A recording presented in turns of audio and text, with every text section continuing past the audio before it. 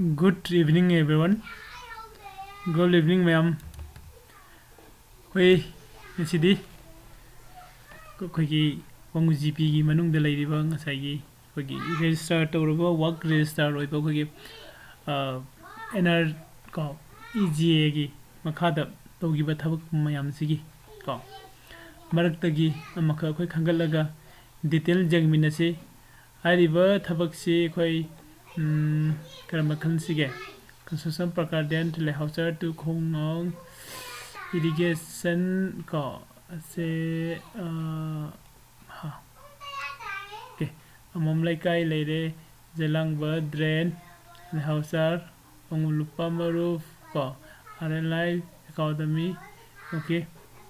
mathang sum laga se suppose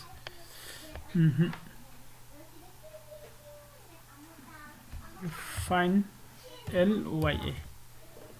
layer ground gi sigi opposite ko western side to semi sida koi jingminasi ko layer ground western side to koi kari kano si semba ko semane se construction of western side paka drain at layer area ko layer area sigi nungchubum thangba side ta haivenu ko ide thabak si 2021 gi august ta horaga 21 gi october de logiba thabak ni ko matam sangna sugiba thabak ni ado magi cost material adedi khoi magi kanu singse ko ado hairiba sigi kanu singse khogi job se ko laibak thibamna service is unavailable hane lai do refresh tawra kam tanga jingsi ko service magi sigi NREGA gi website se sometimes karigu matamda phangba yawi adu karigu matamda phangda bu yawi ko ado phangam da base koi laibak thibani ko ado phangam drabni na koi next time phangakanda mu punna jingminera si amuk tangadi try tarong gi mem ko ado sagi sigi khogi NREGA gi lairiba job singse ase koi job card holder singna suraga adu matung da paisa phangba singduni mem ko ado sigi hariba NREGA gi sigi hojiki aina sida jengiba kano gi se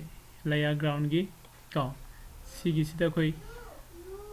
sida click tawraga sanga kada magi in detail ko kogi thabak loisinba mafamda kogi nunggumba ma junga thambado poster ma ko stone ma junga kanda stone du da magi wages kano material kano gain e bathingdo ko adugi type ta sida su phangadam ni ko sida su loina phangbani aibu website sida sanga kanda magi detail adu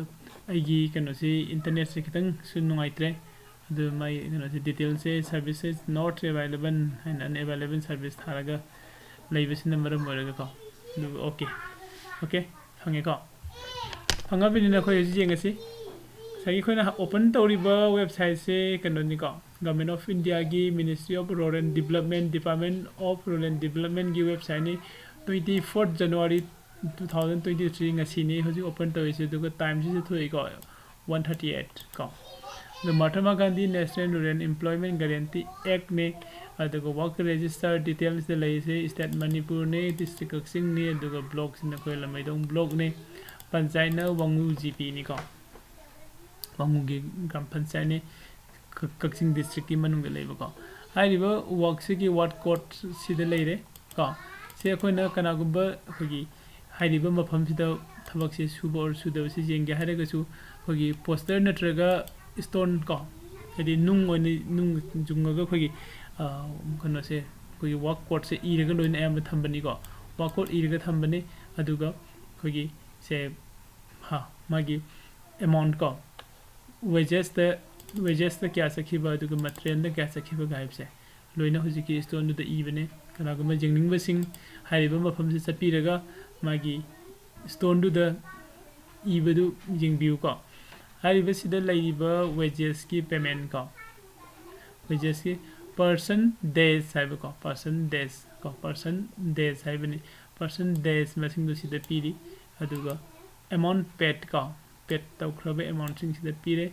dra aduga due amount amount due laitre aduga amount paid koi material gi ko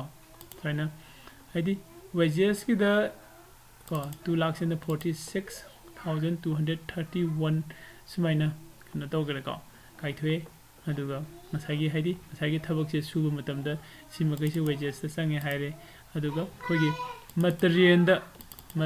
na amount paid kono paisa changri se masagi sigi 9 lakhs ko 9,53,590 mukse kano da khogi material sigi da sange haire ko hane leire aduga khogi website sida hoji hoji amount due show tawri ko adubo amount due se leiramudra or leiramoidra sima khangdre natra do hariba work sigi pull up the wages se leire kano 2,46,231 aduga material da 9 lakhs 53,590 ko due no hoji hoji adi material da khogi paid tawgraba amount aduga amount due ko skill ke kasi due letre aduga total paid 11 around 12 lakhs ki sang se paid tawgra hare ko due da 5,77,349 ki sang se due lai haina hari basigi hogi narega gi website sida show tawri ko do ma'am hari basigi work se kadai dano hari gadi asa hogi work name do dugi matungina ko sida lai se constructions of western side Pucca drain at laya area haibne laya gi area laya gi ground gi lai basigi western side se sida hogi kano se Pucca drain ama ko sali hairi se kana gumba jingning basingna asaina hayu na khogi poster work poster kana work ki detail ki poster thet pane natraga na khogi nungjunga thelamba yai ko hariba poster du da sangaga jengbiu ko kana gumba check tawning ba leiragadi ko do so ida loisin jege aduga next khoi gisigi leiriba Wangoo GP gi leiriba work ko Wangoo GP gi khogi yamna fajana atei GP mayam dagi work masing se hen tawi haibasi khogi sida khoina check tawu su hen u fangi ko fajana hen better performance hai tare atei kino dagi ko ado khoi punna hagi mayam Wangoo GP bu thagat pisi kari kino haragadi mokhoina soina faja ba work mayam ama pusilaga Wangoo GP da khogi hena khogi develop tawbugi kino se pubirak pase khogi demokta di ya pasinjare ko atopa work details sing so I mayam gi demokta mathang ko kana gumba khogi